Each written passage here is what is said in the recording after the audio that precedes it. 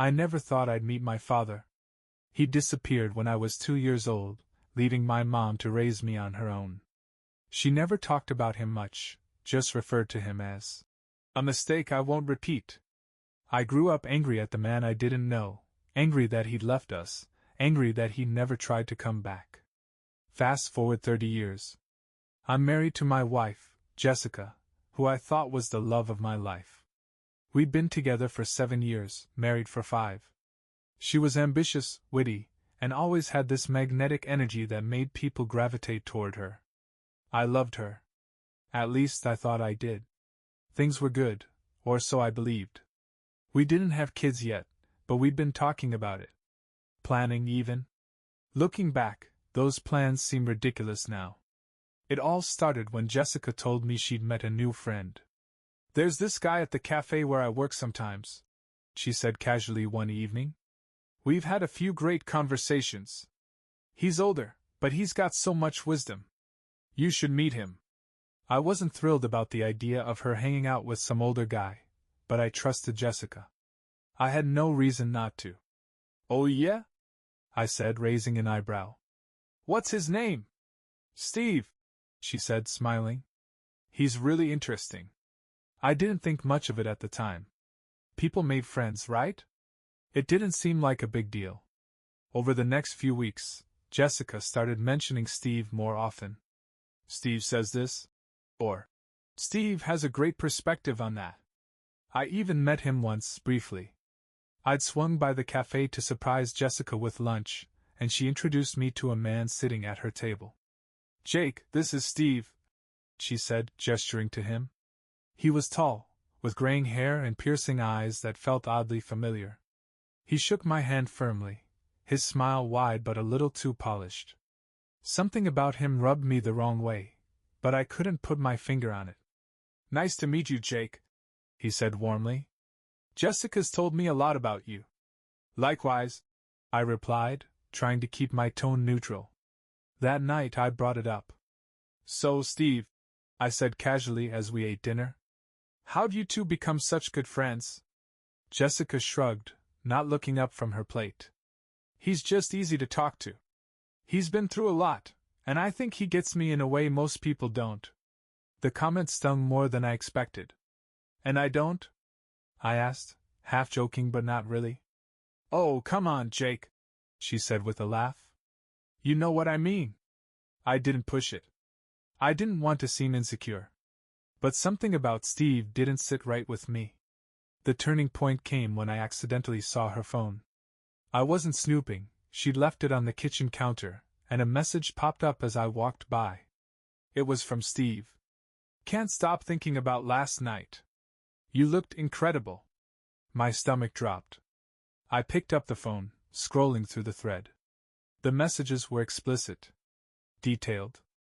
They painted a picture of betrayal I couldn't ignore. Jessica wasn't just friends with Steve. She was sleeping with him. When she got home that night, I confronted her. "Jessica," I said, holding up her phone. "Care to explain this?" Her face went pale. "Where did you get that?" she stammered. "You left it out," I said coldly. "Now talk." She hesitated, her eyes darting around the room like she was looking for an escape route. "It's not what it looks like," she started. "Don't lie to me, Jessica," I snapped. "I read the messages. I know you've been sleeping with him." She sat down, burying her face in her hands. "I didn't mean for it to happen," she said, her voice muffled. "It just did." "Why him?" I asked, my voice trembling. "What does he have that I don't?" Her next words hit me like a freight train. "Jake," she said hesitantly, "there's something you don't know about Steve." "What?" I demanded, my anger boiling over. She hesitated, then said quietly, "He's your father." I froze. My brain couldn't process what I'd just heard. My father? The man who abandoned me? The man who walked out on my mom? That was the person she'd been sneaking around with? "Are you serious?" I asked, my voice low and dangerous. She nodded, tears streaming down her face. "I didn't know at first, Jake. I swear." But by the time I found out, I was already. Stop, I said, cutting her off. I don't want to hear it. I left the house that night, my mind racing. Betrayal didn't even begin to cover what I felt. Jessica hadn't just cheated on me, she'd done it with the man who abandoned me as a child. And worse, he knew. He had to. Steve, or whatever the hell he called himself, knew exactly who I was when he walked into my life. I didn't sleep that night. All I could think about was revenge. I spent the night at a motel on the edge of town, staring at the ceiling as my mind spiraled. My wife. My father. The betrayal was layered, sickening, and impossible to comprehend. Jessica had lied to me, cheated on me, and chosen him. But Steve, he had planned this. There was no way it was a coincidence that he'd walked into her life, charmed her, and wormed his way into my world. I wasn't going to let him get away with it. The next morning, I drove to my mom's house. She answered the door in her usual no-nonsense way, her arms crossed. Jake? What are you doing here so early? I need to talk to you, I said, brushing past her into the living room. She closed the door and followed me, her expression concerned. What's going on? It's about him, I said, my voice tight. My father. Steve. Her face hardened immediately. What about him? He's back, I said, pacing the room. And he's been. I stopped, swallowing the bile rising in my throat. He's been seeing Jessica. My wife. They're having an affair. Her eyes widened in shock, then narrowed with fury. That bastard, she hissed. I knew he was no good, but this?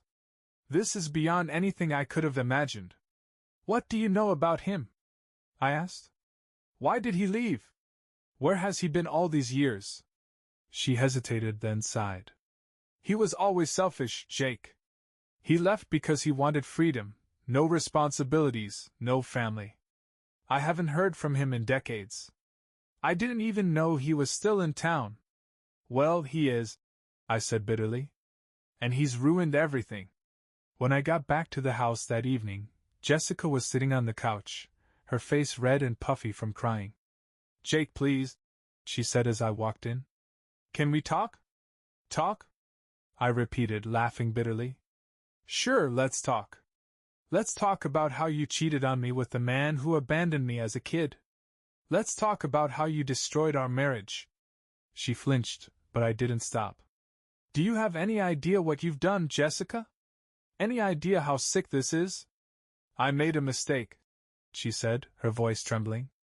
A terrible mistake. But I didn't know who he was when it started. I swear, Jake. I didn't know. And when you found out? I demanded. What then? You could have stopped. You could have told me. But you didn't. Her silence was all the confirmation I needed. That night, I packed my bags and left for good. There was no fixing this. But I wasn't done. Steve had walked into my life and ripped it apart. He'd ruined my marriage, stolen my wife, and reopened wounds I'd spent years trying to heal. He was going to pay. 2 days after I left the house, I decided it was time to confront Steve directly. I wasn't going to let him continue skulking around, pretending he was some harmless old man who just happened to stumble into my life. No, this was planned. He knew exactly what he was doing when he got close to Jessica. I tracked him down at the cafe where Jessica had said they first met. It was a small, quiet spot near the edge of town, the kind of place where someone could blend in and go unnoticed. But there he was, sitting at a corner table with a smug look on his face, sipping a coffee like he didn't have a care in the world. When I walked in, his eyes flicked to me, and I saw the flicker of recognition.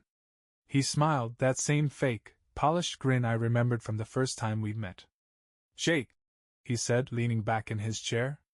Wasn't expecting to see you here. Cut the act, I said, walking straight up to his table. Act? He asked, feigning innocence. You know who I am, I snapped. You've known from the start. And you knew exactly what you were doing when you went after Jessica. His smile faded, replaced by a look of mild annoyance. All right. he said, setting down his cup. Let's skip the pleasantries. What do you want? I leaned in, my hands gripping the edge of the table. I want to know why, I said, my voice low and dangerous. Why now? Why her? You've been gone for 30 years. Why come back just to ruin my life? Steve sighed, as if the conversation bored him. Jake, you're taking this far too personally. Jessica's a grown woman. She made her own choices. She's my wife, I barked, drawing the attention of a few nearby customers. Was, he corrected, his tone infuriatingly calm. And clearly, there were cracks in your marriage long before I came along. Don't blame me for her decisions. His words were like a punch to the gut, but I refused to let him see how much they hurt. You're a coward, I said through gritted teeth. You abandoned your family, and now you're trying to blame me for your mistakes. You think I'm going to let you walk away from this? He chuckled, shaking his head. What are you going to do, Jake? Fight me? Sue me? None of that will fix your broken marriage. I wanted to hit him. Every fiber of my being screamed for me to lash out, to make him feel even a fraction of the pain he'd caused me. But I didn't. No, I had something better in mind. I'm going to ruin you, I said quietly, my voice shaking with anger. I'm going to make sure everyone knows exactly who you are and what you've done. You think you're untouchable? Think again. His smirk faltered, just for a moment, and I knew I'd hit a nerve. Good luck with that, he said, standing up and brushing past me. You'll find I'm not as easy to destroy as you think. I left the cafe with my blood boiling, but my mind was clear. Steve was going to regret ever walking back into my life. The first thing I did was dig into his background. If he wanted to play dirty, I was more than willing to meet him on his level. I didn't know much about Steve, but I knew enough to start digging. He'd been a ghost for most of my life, but now that he'd resurfaced, there were breadcrumbs. All I had to do was follow them. The first step was figuring out what he'd been up to in the years since he left. I started with public records, searching for anything tied to his name. It wasn't long before I found something, a trail of failed businesses, lawsuits, and debts. Steve wasn't just a liar, he was a fraud. Armed with this information, I reached out to one of his former business partners. The man, a gruff older guy named Frank, was more than happy to spill the details. Steve, that guy's a snake, Frank said over the phone. He left me holding the bag on a deal that went south. Owes me a fortune, but good luck getting a dime out of him. Did he have any patterns? I asked. Any weaknesses? Frank laughed bitterly. Weaknesses? Women and money. He's always chasing both, no matter who he screws over in the process. It was exactly what I needed to hear. Next, I reached out to Jessica's closest friends, women I knew she confided in. I wasn't looking for gossip, I was looking for proof. And as expected, they were more than willing to talk once they heard what she'd done. I'm so sorry, Jake, one of them said. I didn't know how to tell you, but she's been different lately. Secretive. I guess this explains why. Do you know if she mentioned anything about Steve? I asked. She said he was different, that he understood her in ways you didn't. The friend admitted reluctantly. She even joked about how charming he was for an older guy. I thought it was harmless at the time. Hearing those words stung, but they fueled my determination. Jessica might have been blinded by his charm, but I wasn't. I compiled everything, Steve's shady business dealings, his history of using people, and even the messages Jessica's friends shared with me. Piece by piece, I was building a case. But exposing Steve wasn't enough. I wanted him to feel the weight of his actions, to experience the same kind of devastation he'd brought into my life. The opportunity came sooner than I expected. While researching his past, I stumbled across an active business he was running, a real estate venture targeting older homeowners. From the reviews I found, it was clear he was up to his old tricks, convincing vulnerable people to sell their homes for less than they were worth, only to flip them for a profit. It was the perfect target. The first thing I did was contact a reporter at a local news station. I presented them with the evidence I'd gathered, framing it as a story about predatory business practices. They were intrigued and promised to look into it further. Next, I created an anonymous social media account and started posting everything I'd learned about Steve. The failed businesses, the lawsuits, the shady dealings, it all went public. Within days, the posts started gaining traction. Former clients and business partners chimed in, sharing their own horror stories about Steve. The narrative was clear: he was a con man, and now, everyone knew it. It didn't take long for the dominoes to start falling. The news station ran an investigative piece about Steve's real estate scams, exposing his predatory tactics and unethical practices. They interviewed former clients, people he'd swindled out of their homes, and painted a damning picture of a man who thrived on deceit. Watching the segment, I felt a surge of satisfaction. Steve had spent his life ruining others for his gain. Now the world was finally seeing him for who he really was. But that was just the beginning. The social media posts I'd made continued to gain traction, reaching thousands of people. The comments section was a war zone, filled with accusations, personal stories, and even a few people offering to take legal action against him. Steve's reputation, carefully crafted over decades, was crumbling. A few days later, I got a call from Frank, the former business partner I'd spoken to during my research. "You've really stirred the pot," he said, his voice filled with amusement.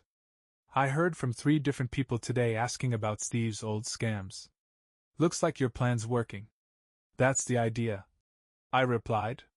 "The more people who know the truth, the better." "Well, I'm rooting for you," Frank said. "That guy's burned enough bridges to last a lifetime. It's about time someone held him accountable." Of course, Steve wasn't going to take it lying down. One evening, as I was leaving the gym, my phone buzzed with a call from a number I didn't recognize. I hesitated but answered anyway. "Jake," Steve's voice came through the line, low and threatening. "We need to talk." "We don't have anything to talk about," I said coldly. "You think you're smart, don't you?" he sneered. "Digging into my past, spreading lies? You're making a big mistake." "Lies?" I shot back, my voice rising. "Everything I've shared is the truth, and you know it. You're just mad because people are finally seeing who you really are." There was a long pause before he spoke again, his tone quieter but no less venomous. "You're going to regret this, Jake. I promise you that. Not as much as you'll regret ever walking back into my life," I said before hanging up. His threat lingered in my mind, but it didn't scare me. If anything, it fueled my determination to see this through. I reached out to Heather, my divorce lawyer, to let her know what was happening. "I've got everything under control on my end," she assured me. "Just make sure you're documenting any interactions with him. If he tries to retaliate, we'll have the evidence to shut him down." Her confidence reassured me, but I wasn't about to let my guard down. Meanwhile, Jessica's world was unraveling too. Mutual friends began distancing themselves from her after learning about the affair. Some even reached out to me, apologizing for not seeing the signs sooner. "Jake, I had no idea," one of them said over the phone. "If I'd known what she was doing, I would have said something." "It's not your fault," I replied, though part of me wished someone had warned me earlier. Jessica tried to contact me several times, leaving long, rambling voicemails filled with apologies and excuses. "Jake, I'm so sorry. I didn't mean for any of this to happen. Please, can we talk? I know I made a mistake, but you don't have to destroy my life over it. Can't we just start over? I miss you." I deleted every message without responding. She didn't deserve my time or forgiveness. Steve's world was crumbling, and for once, it wasn't on his terms. The news story about his shady business practices gained traction far beyond what I'd expected. Other media outlets picked it up, digging even deeper into his past.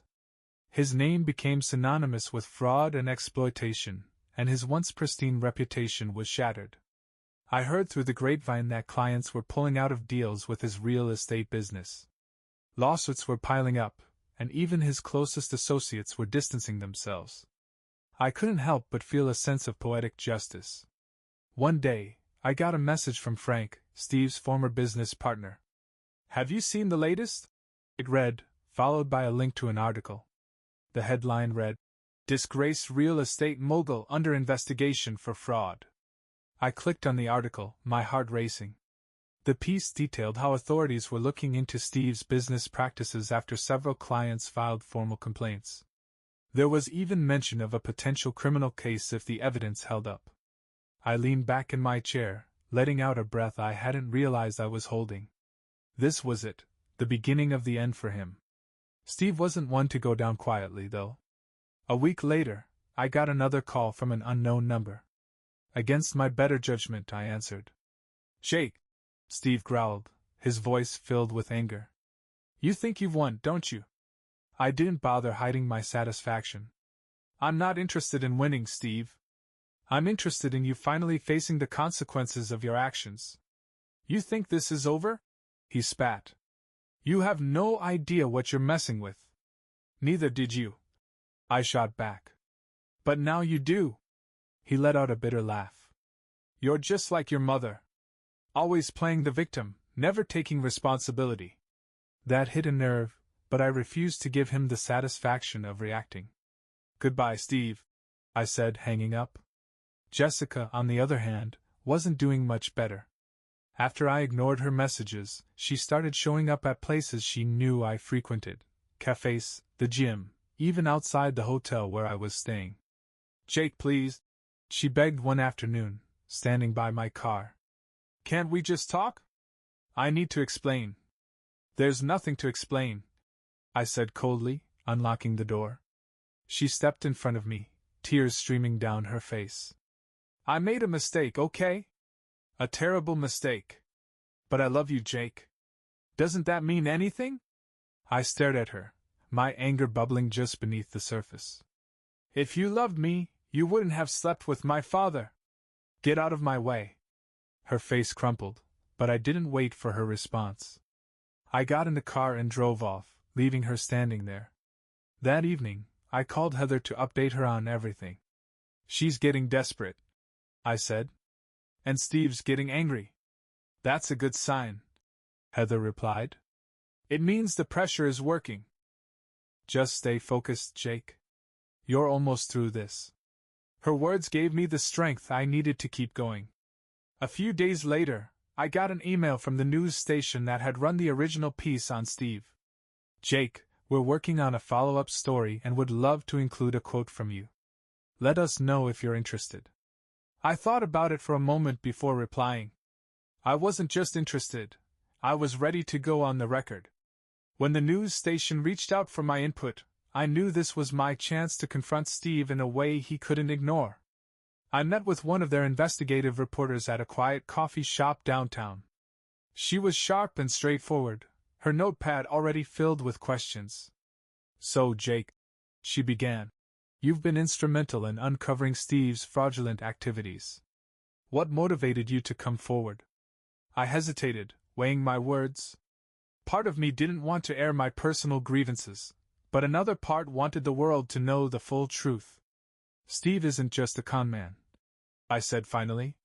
"He's a manipulative liar who destroys everything and everyone around him. For years, he's been getting away with it, but not anymore." The interview lasted over an hour. I recounted everything: how Steve reappeared in my life, how he targeted my wife, and how I uncovered the truth. I didn't hold back, detailing his betrayal and the emotional wreckage he'd left in his wake. "Do you believe his actions were deliberate?" the reporter asked, her pen hovering over the page. "Absolutely," I said firmly. "Steve knew exactly who I was and exactly what he was doing. This wasn't a coincidence. It was calculated." She nodded, jotting down my response. "What do you hope will come of this?" "I hope he's held accountable," I said. "Not just for what he did to me, but for all the people he's hurt over the years." When the follow-up story aired a week later, it was brutal. The news station didn't hold back, painting Steve as a con artist and a predator. They included my interview, along with statements from other victims and former business partners. The piece concluded with a statement from local authorities, confirming that a formal investigation into Steve's activities was underway. Watching it, I felt a mix of satisfaction and vindication. Steve, predictably, didn't take it well. The next morning, I woke up to a barrage of texts from an unknown number. "You're a coward, Jake. Dragging my name through the mud won't change the fact that your wife chose me over you. You'll regret this." I didn't respond. Instead, I forwarded the messages to Heather, who assured me they could be used as evidence if Steve tried to escalate things further. Meanwhile, Jessica's desperation continued to grow. She showed up at my hotel again, this time clutching a letter. "Jake, I need you to read this," she said, thrusting the envelope into my hands. "I don't need anything from you," I replied, trying to hand it back. "Please," she begged, tears streaming down her face. Just read it. That's all I'm asking." I sighed and took the letter, not because I cared what she had to say, but because I wanted her to leave. Later that night, I opened the envelope. The letter was full of the same tired excuses I'd already heard. "I didn't mean to hurt you. I didn't know who Steve was at first. I wish I could go back and undo everything." But one line stood out. "Steve said you'd never forgive me, so I had nothing to lose." I froze, reading the sentence over and over. Steve had manipulated her from the start, feeding her lies and planting seeds of doubt about our marriage. It didn't absolve Jessica of her choices, but it confirmed what I'd suspected all along. Steve's betrayal wasn't just personal, it was calculated. Jessica's letter confirmed what I had always suspected. Steve's betrayal wasn't just opportunistic, it was deliberate. He targeted me, my life, and my wife with cold precision. This wasn't just about revenge anymore. It was about making sure he never got the chance to do this to anyone else. The first step was ensuring the authorities had everything they needed. I scheduled a meeting with the investigator leading the case against Steve's real estate scams. When I walked into the office, the investigator, a no-nonsense woman named Detective Reed, greeted me with a firm handshake. "Mr. Larson," she said, gesturing for me to sit. "I appreciate you coming in. We've been digging into Mr. Roberts, Steve, for weeks, and your insights could be invaluable." I handed her a folder containing everything I'd gathered, screenshots of his messages to Jessica, records of his failed businesses, and statements from people he'd conned. "He's a textbook predator," I said. "He charms his way into people's lives, manipulates them, and takes whatever he wants." Detective Reed flipped through the folder, nodding as she scanned the evidence. "This is solid," she said. "Combined with what we've already gathered, it could tip the scales in our investigation." Her words gave me a glimmer of hope. The next step was ensuring Steve couldn't rebuild his reputation. While the news stories had done significant damage, I wanted to drive the final nail into his coffin. I reached out to a few of his former victims, people I'd connected with during my research. Many of them were eager to share their stories publicly, hoping to warn others about Steve's manipulative tactics. Together, we created a public forum, a dedicated website where people could post their experiences with Steve. Within days, the site exploded. Dozens of stories poured in, each one more damning than the last. The media caught wind of it, and Steve's name became a national headline for all the wrong reasons. Of course, Steve wasn't going down without a fight. One evening, as I was heading back to my hotel, I noticed a figure leaning against the hood of my car. My stomach tightened as I recognized him. "Steve," I said, stopping a few feet away. "What are you doing here?" He smirked, but his eyes were cold. "Thought we should have a little chat." "There's nothing left to say," I replied, crossing my arms. "You've made your point," he said, pushing off the car and stepping closer. "You've trashed my reputation, ruined my business, and turned people against me. But let me remind you, Jake, you're not innocent in this. You've been playing dirty too." I scoffed. "You think exposing the truth is playing dirty? Maybe if you'd lived an honest life, you wouldn't be in this position." His smirk faded, replaced by a hard glare. "You've made an enemy you can't handle, Jake. Don't push me any further." I took a step closer, meeting his glare. You've already taken everything from me, Steve. My wife, my trust, my peace of mind. So go ahead, try to scare me. But we both know you're the one who's finished. Steve left without another word, but I could feel the tension simmering beneath the surface. He wasn't used to losing, and he certainly wasn't used to being held accountable. That night, I called Heather and filled her in on the encounter. Keep documenting everything, she said. If he escalates, we'll make sure it's added to the case. Her calm reassurance was exactly what I needed. As the days passed, the walls continued closing in on Steve. The authorities froze his accounts, lawsuits piled up, and his former associates abandoned him in droves. Jessica, too, seemed to realize that Steve's charm was nothing more than a mask for his toxicity. One afternoon, I got a message from her. Jake, I know I don't deserve your forgiveness, but I need you to know that I'm done with Steve. He used me, just like he's used everyone else. I see that now. I didn't reply. Her realization didn't change what she'd done to me. As Steve's world crumbled, I realized something. He wasn't just losing his reputation and his livelihood. He was losing control, the one thing he valued most. For someone like Steve, power wasn't just a tool, it was his identity. And now, piece by piece, it was being stripped away. But I wasn't done yet. The website exposing Steve had grown into a massive platform, with hundreds of posts detailing his scams, lies, and manipulations. People shared photos, court records, and even voice messages he'd sent. The weight of the evidence was staggering. But it wasn't enough for me to know the truth. I wanted Steve to see it. I reached out to Detective Reed, who was eager to add the site's contents to the ongoing investigation. Everything helps, she said over the phone. The more victims we can identify, the stronger our case becomes. I sent her a detailed summary of the most incriminating posts, along with direct links to the evidence. This should put the nail in the coffin, I said. She chuckled. You've done more legwork than some of my own team. Don't quit your day job, though.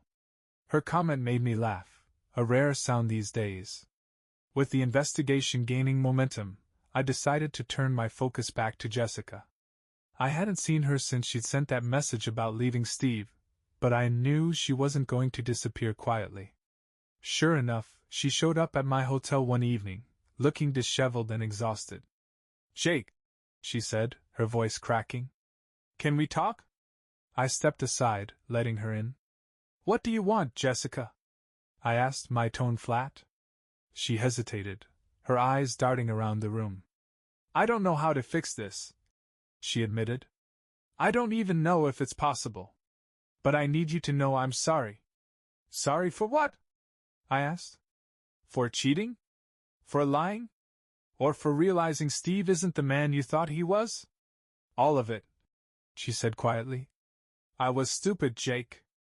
I let him manipulate me, and I ruined everything we had. Her words didn't move me the way they once might have. Jessica, I said after a long pause, I'm glad you finally see him for who he is. But it doesn't change what you did. You made your choices, and now you have to live with them. Tears streamed down her face, but I didn't feel pity. I loved you, I continued, my voice steady. But the woman I loved doesn't exist anymore. And I can't spend the rest of my life trying to fix something you destroyed. She nodded, wiping her eyes. I understand, she whispered. As she walked out of the room, I felt a strange sense of closure. Jessica was part of my past now. A painful chapter 1 was finally ready to close. The final blow came a few weeks later when Detective Reed called me with an update. Jake, we've got enough to press charges, she said. Steve's been arrested. The words hit me like a wave. Arrested? Fraud, embezzlement, and several counts of harassment, she explained. Thanks to the information you and others provided, we've built a strong case. He's not getting out of this easily. For the first time in months, I felt a sense of real, tangible victory. The news of Steve's arrest spread quickly. Photos of him being led away in handcuffs were plastered all over the internet. The smug, polished mask he'd worn for so long was gone, replaced by an expression of pure defeat. I couldn't stop staring at the images. This was the man who had tried to destroy me. The man who had manipulated my wife and taken everything he could from my life. And now? He was finally facing the consequences. The day I saw the photos of Steve being led away in handcuffs, I finally felt something I hadn't experienced in months: peace. For so long, my life had been consumed by his betrayal, by Jessica's lies, and by the chaos they brought into my world. But now, the weight that had been pressing down on me was starting to lift. Steve's arrest wasn't just a victory, it was justice. I followed the case closely in the weeks that followed. The charges against Steve were extensive, and the evidence was overwhelming. Witnesses came forward in droves, eager to testify about his scams, his manipulations, and his toxic behavior. The trial turned into a spectacle, with media outlets covering every twist and turn. It was clear that Steve's charm and confidence had no place in a courtroom. When the verdict finally came, it was everything I'd hoped for: guilty on all counts. He was sentenced to several years in prison, and the judge didn't mince words during sentencing. "Your actions have caused untold harm to countless people," the judge said. "This sentence is a reflection of the damage you've done, and the accountability you've evaded for far too long." Hearing those words felt like the final piece of closure I needed. Steve was no longer a looming shadow over my life. He was nothing. Jessica, meanwhile, had gone completely silent. After her last attempt to reconcile, she seemed to disappear from my life entirely. Mutual friends told me she'd moved out of town, but beyond that, I didn't ask for details. Whatever path she chose next was her own to navigate. I was done worrying about her choices. With both of them gone, I began focusing on rebuilding my life. The forum I'd created to expose Steve had taken on a life of its own. People used it not only to share their stories but also to connect and support each other. Knowing I'd turned my pain into something meaningful gave me a sense of purpose I hadn't felt in years. I also reconnected with old friends, people I'd distanced myself from during my marriage. Their support reminded me that I wasn't alone, that I still had a network of people who cared about me. One evening, Chris came over with a 6-pack of beer and his usual no-nonsense attitude. "Man, you've been through hell," he said, cracking open a bottle. "But look at you now. You're killing it." I laughed, shaking my head. "It doesn't feel like killing it, but it feels better." "Better is good," he said, raising his bottle. "Here's to better." "To better," I echoed, clinking my bottle against his. As the weeks turned into months, I found myself rediscovering the things that made me happy. Photography became more than just a hobby, it became a way to reconnect with the world. I started traveling to new places, capturing moments of beauty and resilience that mirrored my own journey. I also started volunteering at a local support group for people dealing with betrayal and loss. Sharing my story, and hearing theirs in return, reminded me that healing wasn't a straight line. It was messy, but it was worth it. One day, while walking along a quiet beach at sunrise, I realized something. I was free. Free from the lies, the manipulation, and the anger that had consumed me for so long. Steve and Jessica might have broken my heart, but they didn't break me. I'd survived. I'd rebuilt. And now, I was thriving. The morning on the beach stayed with me. It was the first time in years I felt truly present, as though the weight of my past had finally lifted. The sand beneath my feet, the waves crashing against the shore, and the golden hues of the sunrise, it all felt like a quiet promise that life could be beautiful again. I decided then and there to focus on the future. The forum I'd started to expose Steve evolved into something much bigger than I had anticipated. People began using it to share their own stories of betrayal, not just by Steve, but by others who had hurt them. It became a place of catharsis and connection, and I found myself deeply moved by the courage of strangers who were willing to bare their souls. One evening, I got a message from someone on the forum. "Jake, I just wanted to thank you.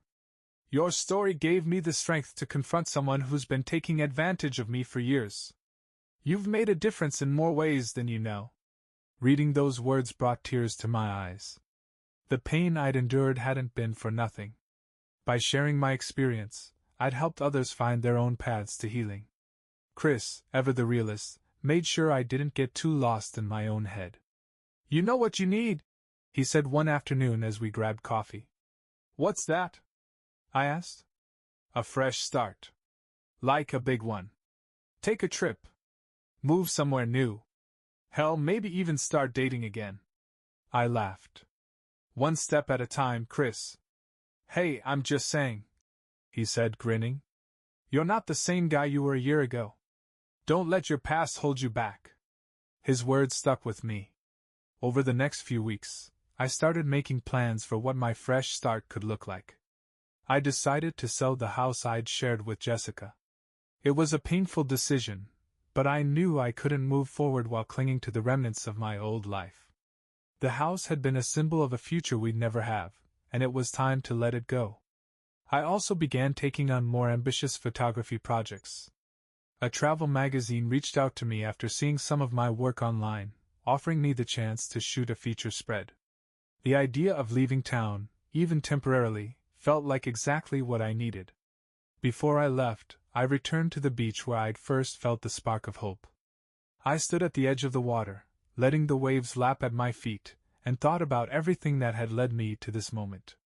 Steve's betrayal. Jessica's lies. The months of anger, sadness, and uncertainty. It had all shaped me, but it didn't define me. I pulled out my camera and snapped a photo of the horizon, the sun dipping below the waves. A reminder that even the darkest days end with light. Selling the house felt like closing a door I'd been too afraid to touch for far too long. As the movers hauled the last of the boxes into storage, I took one final walk through the empty rooms. Each step carried a memory, a laugh in the kitchen, a quiet moment on the couch, arguments I wished I could forget. But with the memories came acceptance. That chapter of my life was over, and it was time to let it go. The travel magazine assignment came at the perfect time. They wanted me to spend 2 months photographing coastal towns, capturing the quiet beauty of seaside life. It was a dream project, and I threw myself into the planning process with everything I had. On the day of my departure, Chris showed up at my hotel with a bottle of whiskey and a grin. "Thought you could use a proper send-off," he said, pouring us each a glass. "To fresh starts," I said, raising my glass. "To you finally living your best life," he replied, clinking his glass against mine. The first stop on my journey was a small fishing village tucked along the coast of Maine. The air was crisp, the locals were welcoming, and the scenery was breathtaking. Each morning, I woke up early to catch the sunrise, my camera slung over my shoulder as I wandered the quiet streets. I felt a deep sense of peace, like the world had finally slowed down enough for me to breathe. One evening, as I was reviewing my photos at a cafe, an older man struck up a conversation. "Those are incredible," he said, nodding toward my laptop. "You've got an eye for storytelling." "Thanks," I said, smiling.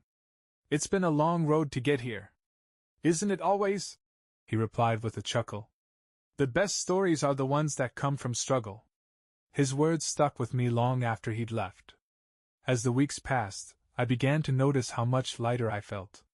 The weight of Steve's betrayal, Jessica's lies, and the anger I'd carried for so long had started to fade. It wasn't that I'd forgotten, those scars would always be there. But they no longer consumed me. Instead, I found myself focusing on the present, the vibrant colors of a fishing boat bobbing in the harbor, the sound of seagulls calling in the distance, the warmth of the sun on my face. One day, while photographing a bustling market, I met someone. Her name was Claire, and she was running a small art booth filled with hand-painted seascapes. "You're a photographer?" she asked, glancing at the camera in my hands. "Trying to be," I said with a grin. Her laugh was warm and genuine. "Well, you're off to a good start." We spent the next hour talking about art, life, and the little things that made us happy. It wasn't romantic, at least not yet, but it felt natural. Easy. When I left the market that day, I realized I hadn't thought about Steve or Jessica once. Claire and I kept crossing paths during my time in the fishing village. She wasn't just an artist, she was a storyteller in her own right, weaving pieces of herself into every painting she created. Our conversations were light but meaningful, often drifting toward the things we both left behind. One evening, while we watched the tide roll in, Claire asked me, "What made you start taking pictures?" Her question caught me off guard. "I guess it started as a way to escape," I admitted. "When things in my life started falling apart, photography gave me something to focus on. It felt like a way to make sense of the chaos." "And now?" she asked, tilting her head curiously. I thought about it for a moment. "Now it feels like a way to reconnect, with myself, with the world. It's not about escape anymore. It's about being present." Claire smiled, and for the first time, I felt like the pieces of my life were falling into place. The next few weeks were a whirlwind of creativity and discovery. The travel magazine loved the photos I was sending back, and I received glowing feedback from the editor. "These are phenomenal, Jake," she wrote in an email. "You're capturing more than just images, you're telling stories. Keep it up." The validation felt good, but it was more than that. For the first time in years, I felt proud of myself, not because of someone else's approval, but because I knew I was doing something meaningful. Claire's encouragement became a constant presence in my life. "You should think about putting together a portfolio," she said one afternoon while we walked along the beach. "Or even an exhibit. People need to see your work." "I don't know if I'm ready for that," I said with a laugh. "You're more than ready," she replied firmly. "Don't sell yourself short."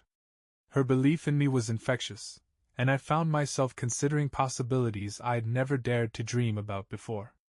By the time my 2 months in the village were up, I felt like a completely different person. The Jake who had arrived, angry, broken, and weighed down by the past, was gone. In his place was someone stronger, someone who had faced his demons and come out on the other side. On my last night in town, Claire invited me over for dinner. We laughed and talked for hours, the conversation flowing as easily as it had the first day we met. When it was time to leave, she walked me to the door and said, "Whatever's next for you, Jake, I hope you know how far you've come. You're not the same person who walked into that market weeks ago." "Neither are you," I replied, smiling. The goodbye wasn't bittersweet, it was hopeful. We exchanged numbers, promising to keep in touch. Whether or not our paths crossed again didn't feel as important as the connection we'd shared. As I packed up my car the next morning, I felt a deep sense of gratitude, not just for Claire, but for everything the past few months had taught me. I was finally ready to move forward. Driving away from the village felt like leaving a part of myself behind, but it also felt like taking another step forward. As the miles passed, I thought about everything I'd gained since I first hit rock bottom. The betrayal, the pain, the anger, it had all been a crucible, shaping me into someone I never thought I could become. When I returned home, I decided it was time to take Claire's advice. I started curating a portfolio of my best work, not just from the coastal trip, but from all the moments I'd captured since I'd picked up my camera. Each photo told a story, and as I sifted through them, I saw how far I'd come. The images from the beginning were darker, more desperate, shadows of the pain I was carrying. But the later photos? They were vibrant, filled with light and color, reflecting a newfound sense of hope. One afternoon, while scrolling through local listings, I came across an ad for a small gallery looking to feature up-and-coming artists. It felt like fate. I submitted my portfolio on a whim, half expecting to be ignored. But a week later, I got a call from the gallery owner. "Jake Larson?"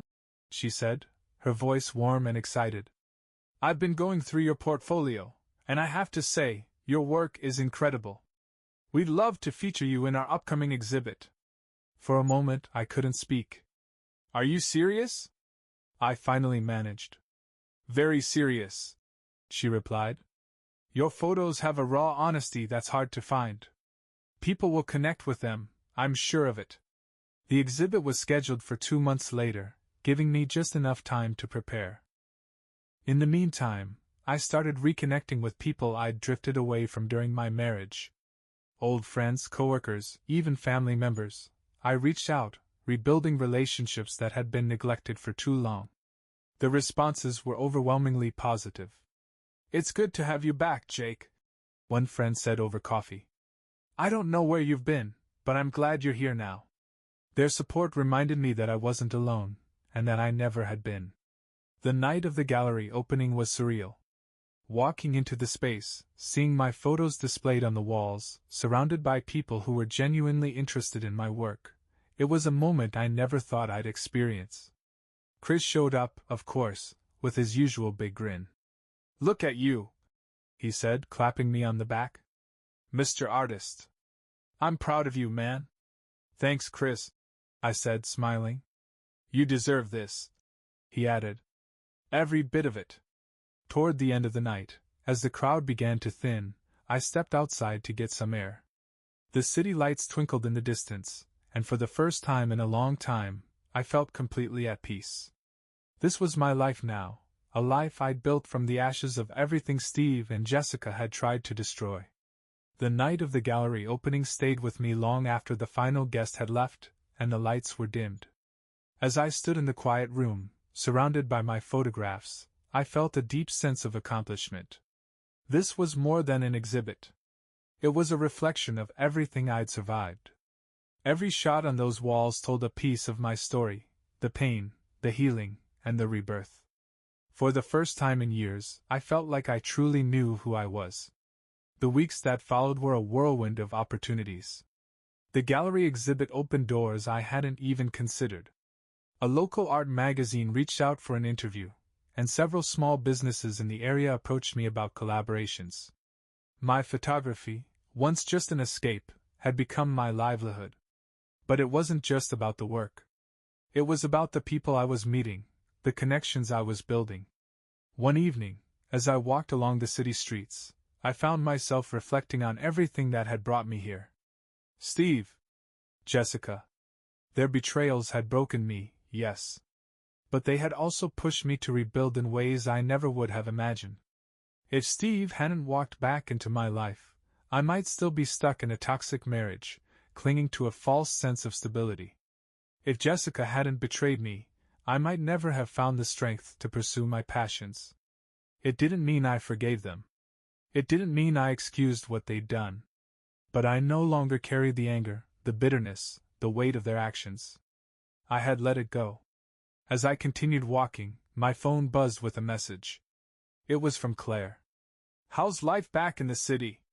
Thinking about stopping by the market again soon?" I smiled, typing out a quick reply. "Life's good. Let me know when you're in town, I'll give you a tour." That night, I sat down with my camera and started sorting through my latest shots. Each photo felt like a small piece of a larger puzzle, one I was still putting together. But for the first time, I wasn't in a rush to finish. Life wasn't about reaching some perfect endpoint. It was about the journey, the moments in between, the light and the shadows. And as I looked at the images on my screen, I realized I wasn't just surviving anymore. I was thriving. Epilogue, Lessons Learned. If there's one thing I've learned through all of this, it's that pain isn't the end of the story. It's a turning point, a chance to grow and rebuild. Steve and Jessica thought they'd broken me, but all they did was teach me how to be stronger. Looking back, I wouldn't change a thing. Because every betrayal, every heartbreak, every challenge, it brought me here. And here is exactly where I'm meant to be,